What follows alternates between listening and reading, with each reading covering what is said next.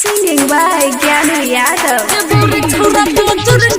इलाका किसी का भी हो, धमाका सिंगर मुकेश यादव के होगा। आहो सब सुन रहे छी सिंगर मुकेश यादव की प्रस्तुति। हाथ में मोबाइल छो, गजब समाइल छो, आगे हाथ में मोबाइल छो, गजब समाइल छो, कारी कारी अखिया में कजरा कमाल छो, मन बड़ी करे कोनी हमरो लया।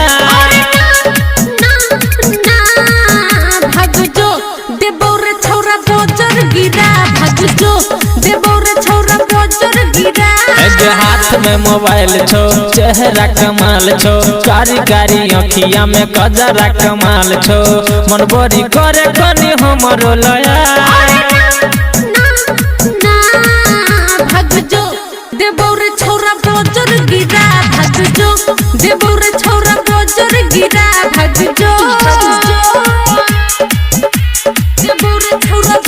छतौनी बाजार दुर्गा मंदिर चौक। इलाका किसी का भी हो, धमाका सिंगर मुकेश यादव के होगा। लागे छो मस्त तोहर कम सिन जवानी, पीछाने पड़े छोरा छूट जेतौ पानी, पीछाने पड़े छोरा छूट जेतौ पानी, छूट जेतौ पानी, छूट जेतौ पानी। लागे छो मस्त तोहर कम सिन जवानी, पीछाने पड़े छोरा छूट जेतौ पानी रे, पीछाने पड़े छोरा छूट जेतौ पानी। अपन जवानी कोनी हमरो चिखा।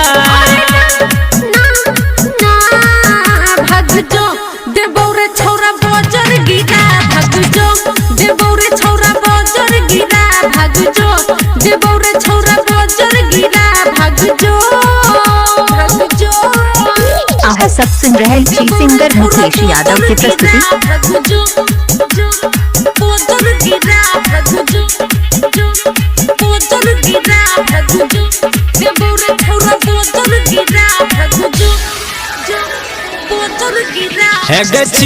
जवान बॉडी छै हाथा काठा, जछियो छोरा बाई बाई भेलो चाचा, जछियो छोरा बाई बाई भेलो चाचा, बाई भेलो चाचा, बाई भेलो चाचा। जवान बॉडी छै हाथा काठा, जछियो छोरा बाई बाई भेलो चाचा, जछियो छोरा बाई बाई भेलो चाचा। दो दिन गोरिये ना दिल ने दुखा।